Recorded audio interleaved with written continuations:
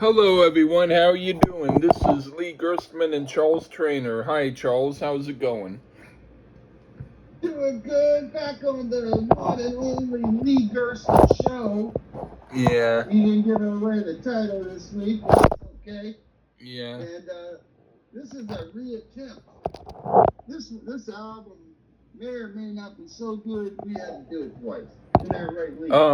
Yeah. It may or may not have been. It may or may not. We don't know.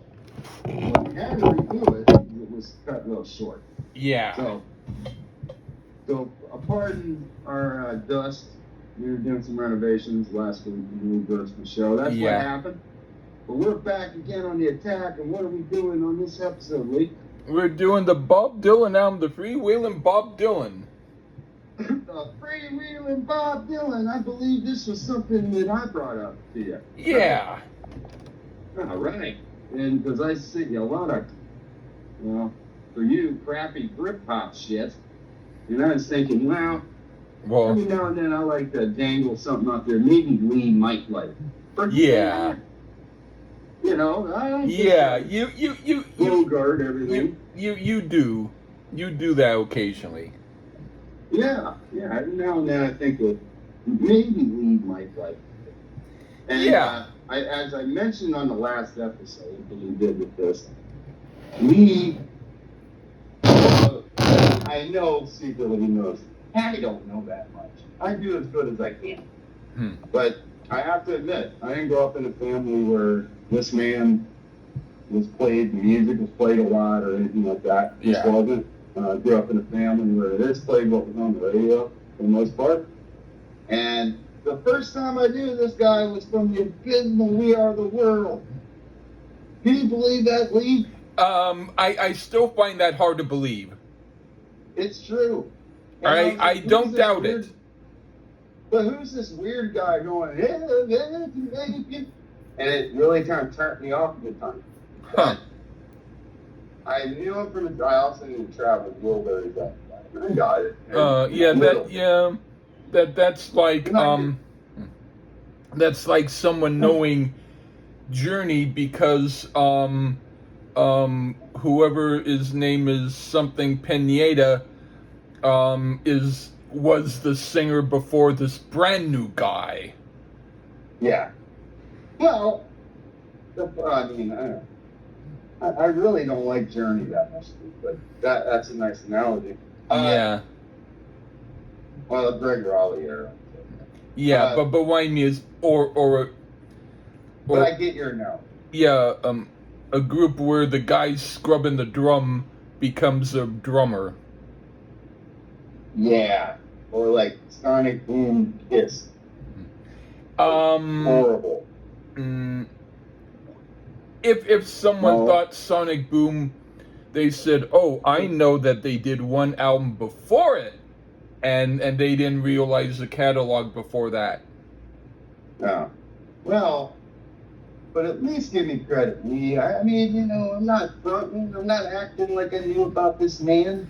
You should have. Forever and ever. I'm telling the truth. Yeah, but that's kind of embarrassing.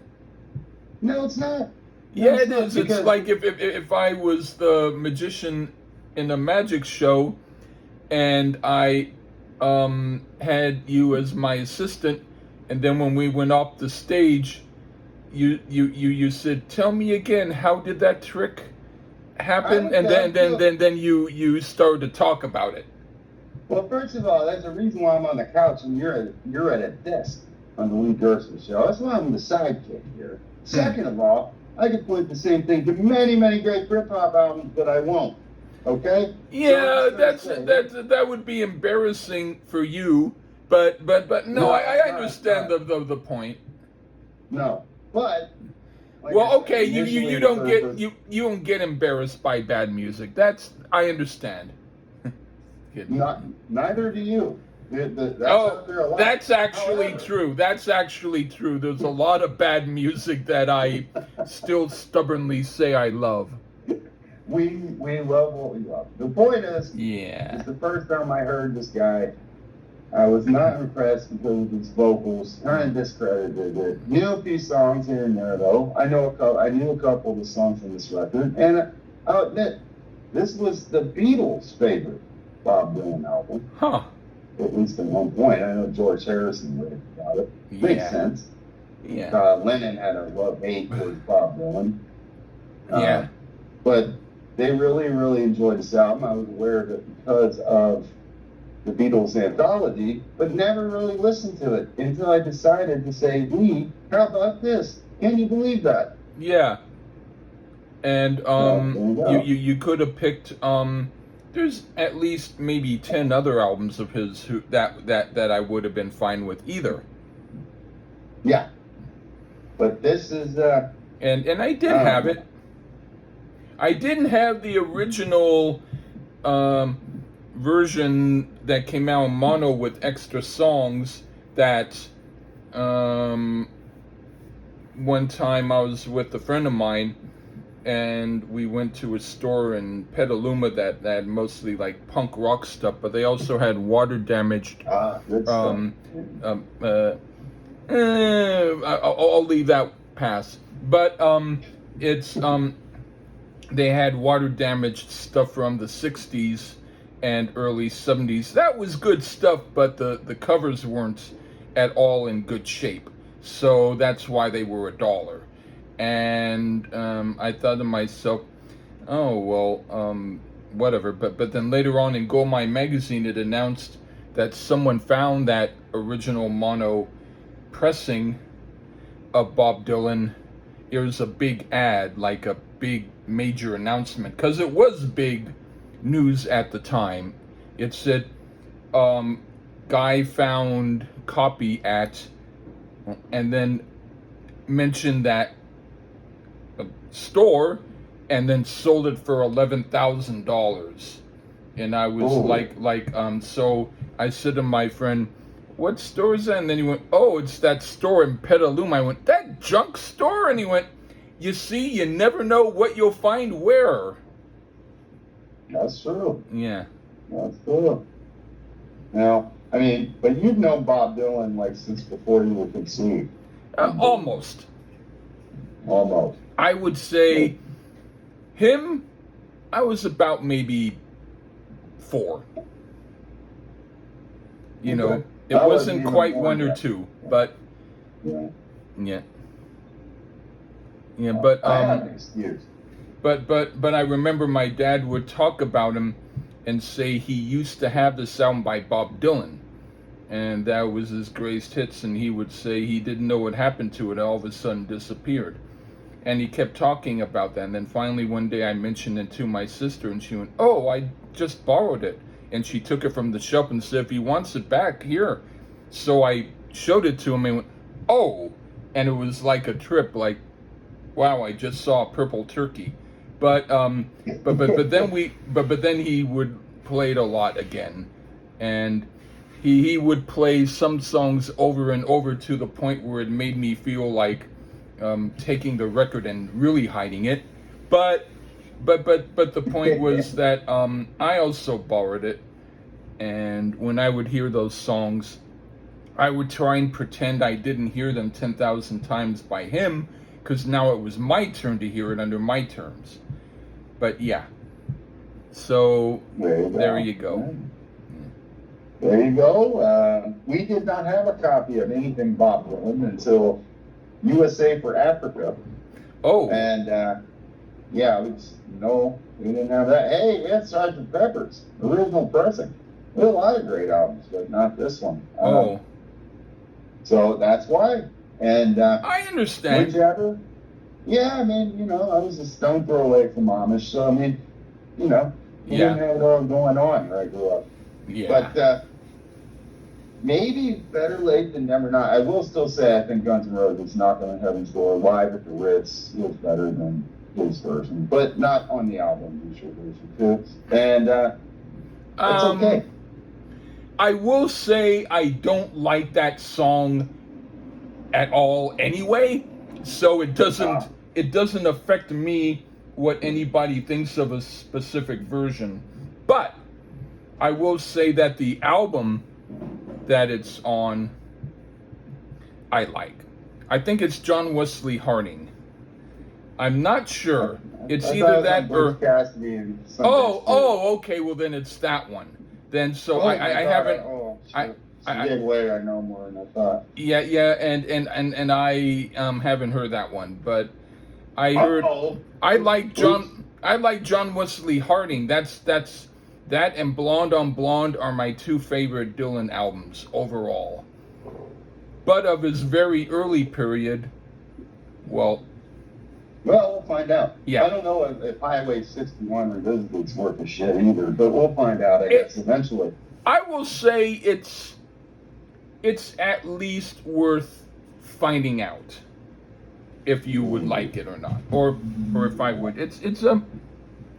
I know that one, and I know pretty much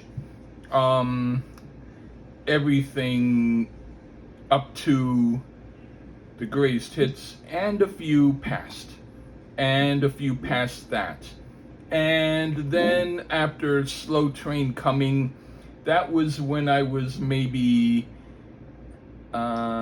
still into him, but more like there's other bands and I only have so much money, so you get what you get, and what you can't, you can't. I hear you. Well, let's dig into this sucker. All right. All right. Do you want to start or me? I guess I can go. Okay. What do you think of Blowing in the Wind? Well, as I mentioned earlier, I say I never gave Dylan much of a chance, and I have to admit I was wrong with that. You take right off the block with this beyond excellent song, based off an old spiritual, but with Dylan's excellent lyrics. I can see why this guy got the Nobel Prize for Literature. It took a long time, but he did get it. I love the harmonica work on this. This is fabulous, excellent, stupendous. I love it, basically. Go ahead, Luke. All right, but a good song that I feel has really only been done well by him.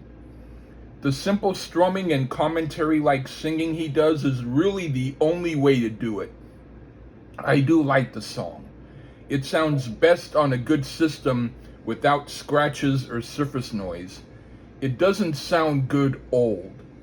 But this is the period when he was writing some of his best words, and this song is one of those.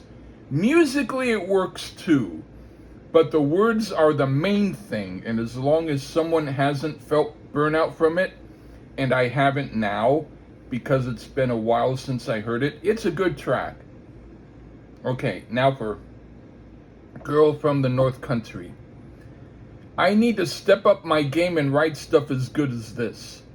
The words and music are great, like an old English folk ballad, but Northeast style, and more country folk than madrigal, but still with a hint to the madrigal element. This is the original faster version, which is the better version than the one on Nashville Skyline, which sounds to me like someone is putting their finger on the edge of the record album and making it go slower. This ought to be the more known version. It's great. What do you think? Well, it's far up from Scarborough Fair, which has been done quite a bit. Oh, yeah. I.e. one of my favorite groups, Stone Roses, also did as well. Huh. That's it's in public domain, so not a big deal. Interestingly, you hear Dylan chuckle a bit after a high note. I don't know if it was hard to get or he got a kick out of it. This is the rather raw recording if they allowed it to go through. For a track that was made and put out in '63, this is as fresh as can be. Absolutely timeless, man. Just acoustic guitar and harmonica, and Mr. Dylan singing in his way. He actually can sing a bit. This is stunningly good, Lee. Right on. What do you think of Masters of War? John Lennon had to rip this off a bit on Working Class Hero. I hear it a lot. The guitar is rather similar. And like I said earlier, Lennon always had a love-hate thing towards Dylan. And it's kind of odd that he would, but he was, a jealous type. But this is a bit hip-ish, but well-written. I actually think Dylan's vocals are excellent here. and I never thought I would say that. Another fantastic song here, full of angst and great commentary about the military-industrial complex. This is just fantastic. Go ahead, Lee. All right, another classic. The point isn't the music, even though that's fine too, but the words. The music acts as minimal accompaniment, but this is a song that many people know of, but they don't listen to it often. But that's understandable because he wrote so many that some will be lesser heard. But for a deep track, it's pretty good. Okay, now Down the Highway. All right. I don't dislike this song. It's okay, and I dug it when I heard it. Is it one of his classics? Well, it seems more like one of his might as well put this in here as well pieces that he would do occasionally. But as a change of pace on an album that doesn't really need a change of pace, it does work. But if the album was filled with songs like this, I might then be less interested, but this one song is okay. What do you think? Well, the song actually refers to the cover model with him on the cover. That happened to be his girl at the time, and she had been in Italy during the recording. So it's pretty cool that he referenced her in the song. Uh-huh. The guitar playing is actually really solid as well, which I'm surprised by. I didn't know he could get down like that. It's great 12-bar blues with just an acoustic guitar and Dylan's voice. Definitely like that we get this gem here, as it's a bit different from the other tracks style-wise, and I thought it works wonderfully here. Okay. What do you think of Bob Dylan's blues? Get a little satire here, poking fun at Pulp, being written by Tim Panelli. Nothing wrong with a little humor here and there. The harmonica is excellent here, and this is how the instrument should be played. And of course the lyrics are great. This dude is a genius. I can see more excellence here. Fantastic song. All right. I like these types of songs when it's stuff like the song Talkin' New York. But this, even though it's okay, seems like the first filler song here. The words are still good and are better when read than heard in the song, but the song seems like a quick let's do it before we take a break type of thing. I don't hate it, but it's fine, but not more than fine. Okay, now for A Hard Rains Are Gonna Fall. Okay. The trick to really enjoying this song, and I do, is to pay attention to the lyrics and the twists and turns of what he's saying and the progression of it, because the music, which is also good, can be monotonous and make someone tap their fingers on the table waiting for it to finish, but it's not a long song if it's listened to the right way. And Dylan's version is still the best, but I do understand that some people find themselves getting impatient with it. What do you think? Well, this was one of the ones I was aware of, so I guess I'm not that out of it.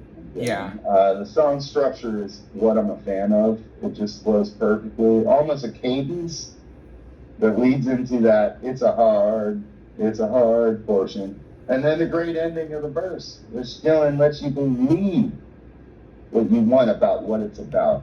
You got to figure it out for yourself, which is awesome. This has to be one of the best songs of all time. I'm speechless as far as the end side one. Beyond classic here. Yeah. What do you think of Don't Think Twice, It's All Right? Yeah, it's all about thinking that your girl's gone forever, as he had at the time, from what I've read. And I, once again, dig the guitar work on this. Also has some of that excellent harmonica on it. I suppose I'd have to say something critical once here. This one seems a little less flowing than the other songs thus far, even though it's also excellent. There, I said something critical. Okay. It's still great anyway. Yeah, go ahead. All right. I usually don't like cover versions of this song, but the original is good and I do like it. It's a deeper cut for me, even though I know of it quite well, but it's not one I usually go to first, except sometimes I do purposefully listen to it. It's one of his better tunes. Okay, now for Bob Dylan's Dream. Okay, I do like the song, and it may even be one that once in a while I might hear purposefully as a change of pace. But on this album, it serves more as a background song and not one that stands out.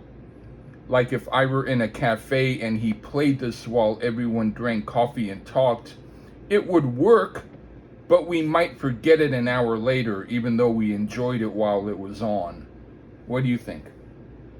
Okay, I said it earlier, the previous song, I criticized something, and for real, now there's something I can't criticize. I don't like the guitar here. It almost sounds out of tune in parts, or maybe it's his vocals. So, yeah, for once we got one that just didn't sit as well with me in comparison to the other songs. I'm thinking this is a style I'd run from here, but it's also against the songs I like here versus, say, trickster songs or crap music. Yeah. So for him, this is mediocre in my ears. But for others, their whole world would change if they came up with this. Oh, okay. Yeah. What do you think In of... a good way. Yeah. Not for him, but for them. Yeah. What do you think of Oxford Town? A social commentary song in reference to the University of Mississippi, which is about how it was segregated at the time, and the federal government had to step in to allow James Meredith, a black man, an Air Force vet, enroll in the college. What a sad time in America. Bless Dylan for speaking up at the time. Just a short little song here, and we're back on track with me.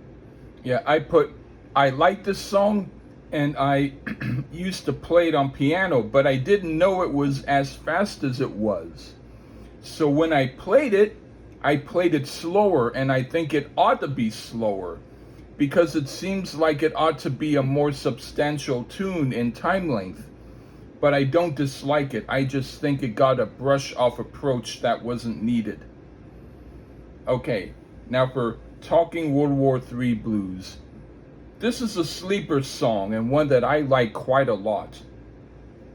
I will say that hearing it so closely after Bob Dylan's Dream makes it almost become background music, which it isn't. But on the album it somewhat has that stance about it. But this is one of quite a few songs where when I read the lyrics, they were very awesome, and I used to read them often, and they helped me feel better. So I give this song 2 thumbs up. Okay, now for Karina. I didn't say. Oh, sorry. Okay, what do you think of Karina? Okay, well then what do you say about Talking World War III Blues? Yeah. Well, I mean, it seems rather poignant at this moment in time, but this is a bit humorous take on the end of the world, which is a neat way to look at it. I like the fact he can interject some humorous satire. This is exactly the sounds I dig on this record. This is the good shit, definitely.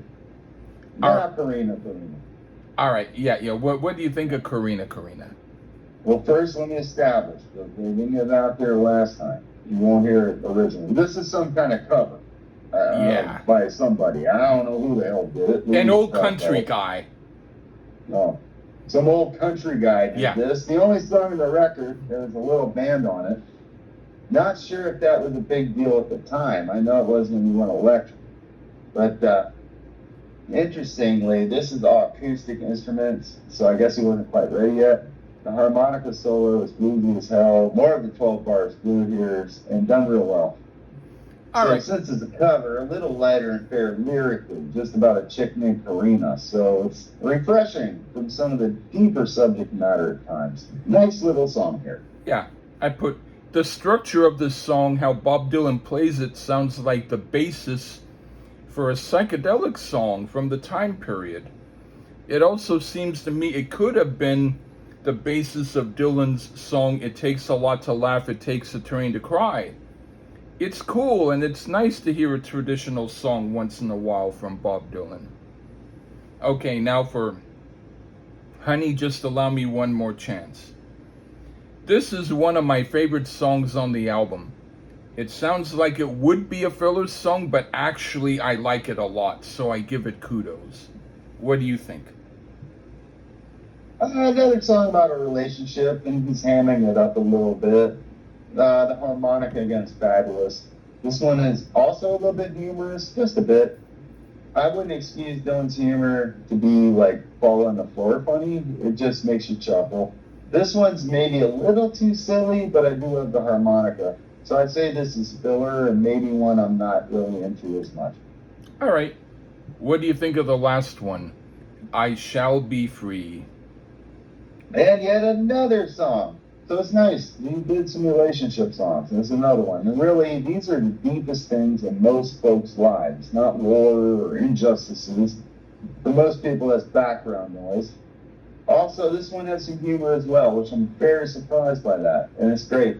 This is easily one of the best albums I've heard in many a age. So for sure, I know what I was missing now. I'm a convert to Bob Dylan. Go ahead, Lee. Right on. This might sound odd, but this is my favorite song on the album. I love the playful words and music and the way he does it. It's like he's not trying consciously to do something for anyone else, but this is the type of thing he writes for his own enjoyment. And it reminds me of when I write stuff with that intent in mind. It's quite good and a fantastic album closer. So yeah.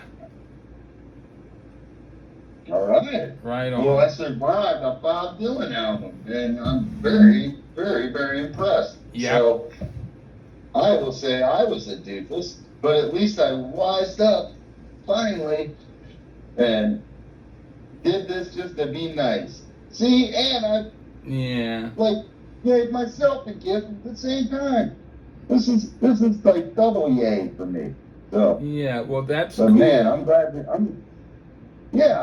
got to do something that I got turned on to and that you already liked anyway. Yeah. So, yeah. So, it's nice. I will say of his old 3 or 4 albums, this is probably my favorite. It's his best. Now, is the debut worth the damn or?